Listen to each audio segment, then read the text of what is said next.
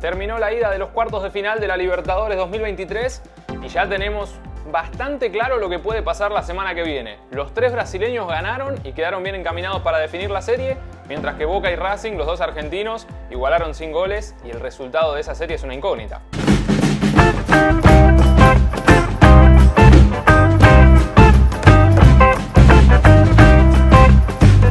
Como habrán visto, a partir de esta semana estamos subiendo cada día videos para comentar un poco lo que pasó la noche anterior en Libertadores. Entonces en nuestro perfil van a encontrar nuestro análisis de Bolívar-Inter, nuestro análisis de Boca-Racing, nuestro análisis de Pereira-Palmeiras, todos por separado y en videos distintos.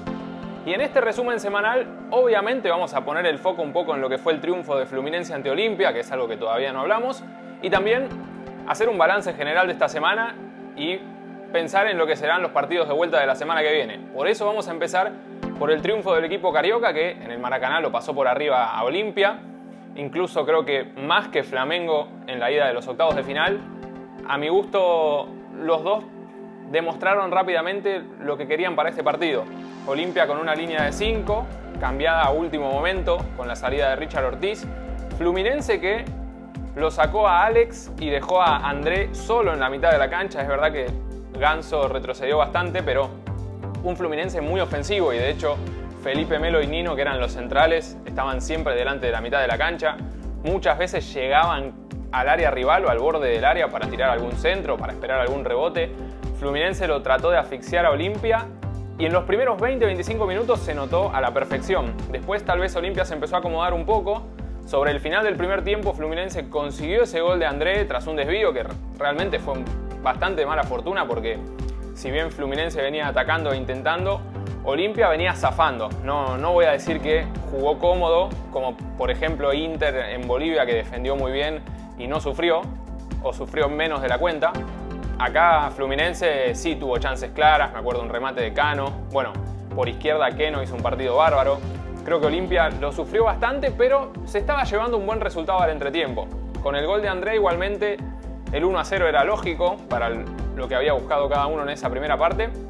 Y en el segundo tiempo sí que mejoró Olimpia. Para mí fue un segundo tiempo más parejo, en el que Fluminense no pudo hacer sentir tanto esa superioridad y esa búsqueda.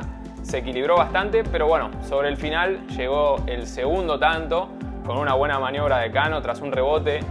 Puso muy bien el cuerpo para definir de aire y convertir el segundo tanto. Creo que, a diferencia de lo que vimos en Flamengo-Olimpia, se vio mucho más clara la superioridad del equipo brasileño y se vio un equipo paraguayo que salió a buscar, yo diría, un 0-0. Entonces, quisiera ver cómo se da este duelo en Paraguay, porque para mí Fluminense quedó mucho mejor parado. La ventaja de 2 goles ya es algo interesante. No es común que se revierta una diferencia así, aunque tenemos el antecedente del año pasado con este idéntico marcador. En la fase previa de Libertadores 2022, Fluminense y Olimpia se enfrentaron en el mismo orden. En la ida en el Maracaná ganó el Flu 2-0, en la vuelta ganó Olimpia por el mismo marcador. Y en penales pasó el equipo paraguayo a la fase de grupos, que después terminó en grupo con Cerro Porteño, Peñarol y Colón. Me parece que Fluminense es candidato después de esta victoria. Creo que lo que habíamos mencionado también en la predicción de los cuartos de final es que Olimpia a Flamengo lo lastimó con 3 cabezazos. O mejor dicho, bueno, 2 pelotas paradas en el segundo tiempo, 2 corners y un centro en el primer tiempo. Así fueron los goles. Y Fluminense, a mi modo de ver, está un poquito mejor en lo que es el juego aéreo que Flamengo, o al menos no ha fallado tanto en esa faceta. Entonces Olimpia se las va a tener que rebuscar un poco más para poder lastimarlo. Al mismo tiempo, creo que Fluminense es un equipo que de visitante no ha hecho tan buenos partidos, pero sigue teniendo muchos futbolistas que desequilibran, sobre todo en las bandas, Arias y Keno, y también Germán Cano, que cuando le queda una pelota redonda es gol. Entonces, a mi modo de ver, este resultado es totalmente favorable a Fluminense. A ver, para algunos puede parecer una tontería porque, obvio, si ganó Fluminense es favorable. Pero sabemos que son partidos de 180 minutos donde la localía pesa mucho e incluso, si vuelvo a la comparativa de la semana pasada, cuando Olimpia perdió 1-0 con Flamengo, muchos olimpistas habrán dicho es un buen resultado porque lo damos vuelta en casa. Bueno, a mi gusto este resultado no es bueno para Olimpia.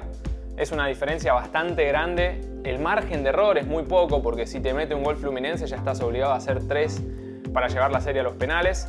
Pero bueno, veremos cómo se da el partido de la semana que viene. No deja de ser un resultado que deja un partido prometedor para la vuelta, porque vamos a estar muy expectantes y sobre todo si Olimpia consigue un gol en los primeros minutos, va a ser un buen partido de vuelta. Y para retomar un poco el análisis de los otros 3 partidos que tuvimos en la semana de Copa Libertadores, recordemos que Inter le ganó a Bolívar 1-0 como visitante, en un partido en el que el conjunto boliviano dejó una buena imagen, pero el resultado prácticamente lo condena. Para el partido de vuelta, Bolívar tendrá una tarea durísima, que es dar vuelta a una serie de cuartos de final, algo que ni en 2021 ni 2022 ningún equipo pudo hacer. Hacerlo de visitante, que es más complicado aún, y hacerlo siendo Bolívar, que es un equipo al que le cuesta mucho jugar fuera de casa.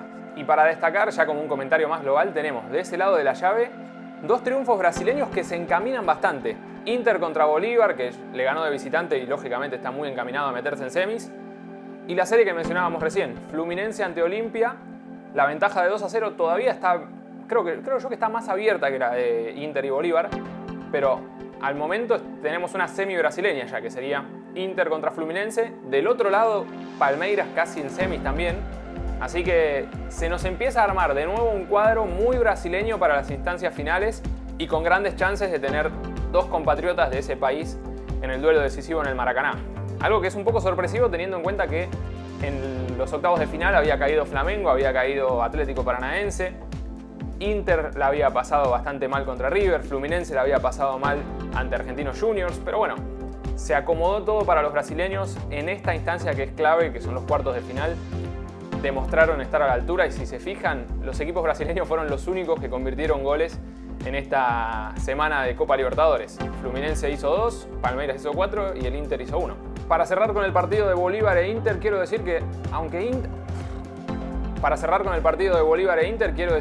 aunque el equipo boliviano se queda afuera, es para mí una de las mejores campañas de Bolivia en los últimos años. Incluso, a mi modo de ver, Bolívar encontró puntos más altos que en aquella campaña 2014 en la que fue semifinalista. Para mí este Bolívar fue muy competitivo. Recordemos que sacó a Atlético Paranaense, que venía de ser subcampeón, contra Inter jugó bien, le ganó a Palmeiras en la fase de grupos, pasó un grupo que para mí era el de la muerte, después Cerro Porteño y Barcelona terminaron teniendo un nivel más bajo, pero creo que Bolívar firma la mejor campaña boliviana, no digo de todos los tiempos, porque también en la década de los 80 hubo varios bolivianos en semifinales, pero después de muchos años se ve a un equipo de ese país pelear de igual a igual con cualquier otro del continente. Ayer hablábamos en nuestro canal del Boca Racing, del 0-0, a quién le favorece, y leí varios comentarios, tanto acá en YouTube como en nuestra cuenta de Instagram, en los que los comentarios se dividen en 2 grandes grupos. Los que están seguros de que favorece a Boca por cómo jugó en la ida y por cómo lo anuló a Racing, y los que piensan lo contrario, que la ida ya es tema del pasado y que como Racing define de local va a contar con esa ventaja y que va a poder imponerse ante un Boca que no aprovechó el marco favorable que tenía en la ida. Yo creo que va a ser un duelo muy parejo y tal como les dije ayer, los antecedentes respaldan que cuando la ida no tiene goles, la vuelta también es muy pareja. Creo que tiene que ver con los niveles de los equipos, pero también con cierto temor, viendo que el marcador está tan cerrado, ¿no? De recibir un gol y después no poder remontarlo, en muchos casos hace que los equipos se cierren más en el fondo, que no arriesguen demasiado y que se vean partidos más trabados que de llegadas. Entonces, no me voy a extender tanto en este análisis de Boca Racing porque ya lo hicimos en el video de ayer, pero también va a ser, bueno, sin dudas es la serie más abierta porque se enfrentan 2 del mismo país, porque ninguno sacó ventaja en la ida y porque el antecedente es muy parejo. El año pasado Racing y Boca jugaron 2 finales en el fútbol argentino, las 2 fueron muy parejas, las terminó ganando Racing las 2, pero si vamos a Libertadores tenemos, en 2016 compartieron grupo y Boca ganó en la cancha de Racing, en la Bombonera fue 0-0, y en 2020 se enfrentaron en cuartos de final y clasificó Boca, así que el historial es muy parejo. El partido del otro día Boca fue superior, pero era lógico teniendo en cuenta la localía, así que no deja de ser muy equilibrado. El resultado está totalmente abierto, así que esperamos un gran partido. Creo que va a ser el más interesante de los 4 porque ningún equipo está adelantándose en el marcador. Yo creo que tanto Fluminense como Inter, si bien no tienen la clasificación resuelta, están mucho más encaminados que su rival, sobre todo en el caso de Inter. En cambio, en Boca Racing hay una igualdad total que solamente se va a desbalancear con la localidad de Racing. Y por último vamos a hablar un poquito de la goleada de Palmeiras ante Deportivo Pereira, aunque ayer ya hicimos un video exclusivo de eso. Me quiero meter más en lo que viene, en la semana que viene, y me parece también que eran unos cuartos de final en los que podían quedar los 3 brasileños afuera y los 3 están clasificando. Palmeiras ya está adentro de las semis y Inter y Fluminense están muy encaminados. Para Palmeiras se vendrá un partido muy difícil en las semis, sea Racing o sea Boca. Creo que si juega contra Boca, la historia lo va a poner en aprietos, porque Boca siempre le ha ganado a Palmeiras. 2018, 2001, 2000. Muchos hinchas de Palmeiras se quejan bastante de aquellas finales de principios de siglo, protestando por errores arbitrales y demás. Pero lo cierto es que el recuerdo más reciente, que es el de 2018, fue favorable para Boca también, y creo que el contexto actual es el más favorable para Palmeiras si piensa en una revancha. Es cierto que Boca en los años anteriores no estaba tan bien, que este año mejoró bastante, pero Palmeiras está en su mejor momento y es sin dudas el equipo más fuerte del continente. Después puede salir campeón o no, pero es el que mejor juega al fútbol, el que más experiencia tiene en estas instancias en los últimos años y un plantel muy aceitado. Ahora, si a Palmeiras le toca jugar con Racing, es un panorama bastante desconocido. En los últimos años no se enfrentaron, de hecho, creo que no se enfrentaron nunca en la historia de competencias oficiales con Conmebol, Palmeiras y Racing. Sería un duelo muy interesante, donde también la academia trataría de hacer valer la localía. Sea cual sea el partido, Palmeiras va a definir como local. Recordemos que fue el mejor primero de la fase de grupos. Entonces, pase lo que pase, tenemos garantizada una semifinal muy atractiva entre argentino y brasileño, que no es poca cosa, porque los dos son grandes.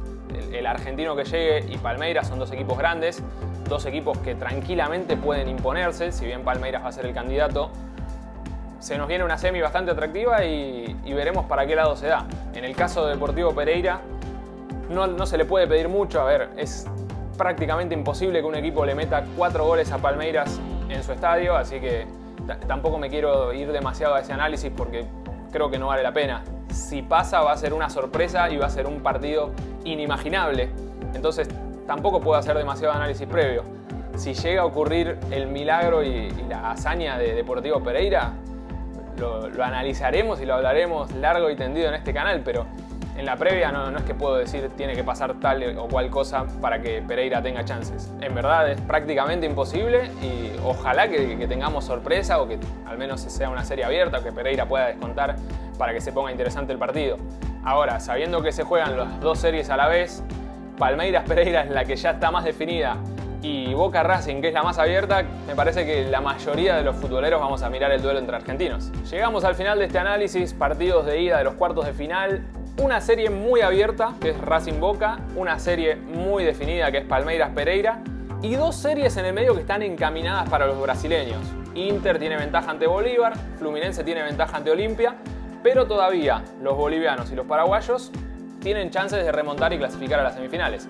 Veremos qué pasa la semana que viene. Dejen sus comentarios con su opinión de lo que fueron estos 4 partidos de cuartos de final. A mi gusto, más desequilibrados que los octavos. En los octavos tuvimos 8 series totalmente parejas. Es cierto que estoy analizando ida y vuelta en conjunto, pero ya las idas nos habían dado esa pauta de que todo estaba muy equilibrado.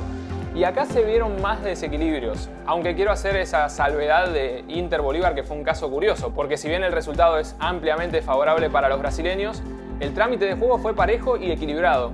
Entonces, tanto el partido de Bolívar-Inter como el Boca-Racing estuvieron parejos. Después en los otros dos, el equipo brasileño fue superior. Un abrazo grande y estén atentos porque seguimos con el contenido aquí en La Gloria de América.